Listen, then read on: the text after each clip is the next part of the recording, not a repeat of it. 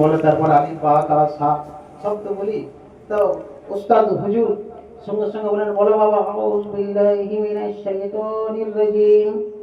গৌস পাক আব্দুল কাদের জিলানী হুজুর বড় পীর আমার সঙ্গে সঙ্গে বললেন আউযু বিল্লাহি মিনাশ শাইতানির রাজিম বিসমিল্লাহির রহমানির রহিম আলিফ লাম মিম যালিকাল কিতাবু লা রাইবা ফি হুদাল লিল মুত্তাকিন আল্লাযীনা ইউমিনুনা বিল গায়বি ওয়া ইয়াকিমুনাস সালাতা পড়তে একবারে পুরো 18 পারা কোরআন শরীফ মুখস্থ শুনিয়ে দিয়েছেন।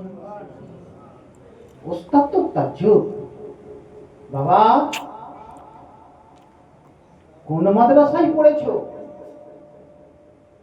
এতদিন পর্যন্ত আমার জীবনে বহু হাফেজ দেখেছি, বহু কারি দেখেছি, পড়তে গেলে জের জবর পেশ নুক্তা তাসদীদ গুন্নাহের মধ্যে ভুল আছেই, কিন্তু তুমি যে এমন পড়লে আমরা সব উস্তাদরা তাজ্জুব ভাবে শুনেছি, একবারে একটা জের জবর পেশ নুক্তা তাসদীদ গুন্নার মধ্যেও ভুল নাই। ভুল পড়া কোথা থেকে শিখলে বাপ?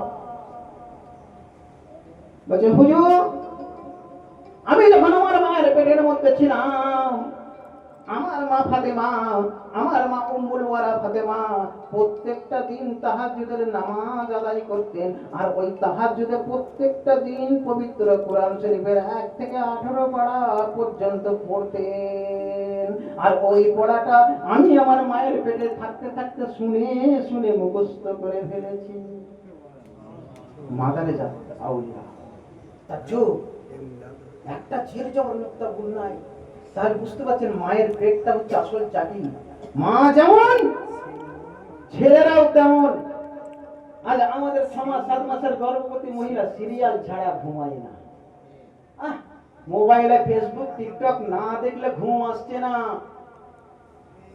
মা ফাতেমা, উম্মুল ওয়ারা ফাতেমা বলে শুনো শুনো, তোমার কসম বলে আমার আব্দুল কাদের জিলানী পীর মহিউদ্দিনকে আমি যখনই দুগ্ধ পান করিয়েছি, আমি এই দুগ্ধটাকে আগে 3 বার ধুয়েছি, আউযু বিল্লাহ পাঠ করেছি, বিসমিল্লাহ পাঠ করেছি, সূরা ফাতিহা যতক্ষণ পর্যন্ত পাঠ না করেছি ততক্ষণ পর্যন্ত আমি আমার আব্দুল কাদের জিলানীকে আমার বুকের দুধ ধরাইনি।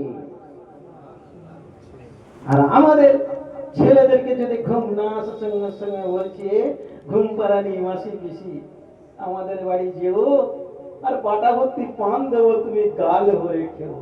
কত বড় মুখ খারাপ মিথ্যা কথা বলুন তো। একদিনের ছেলে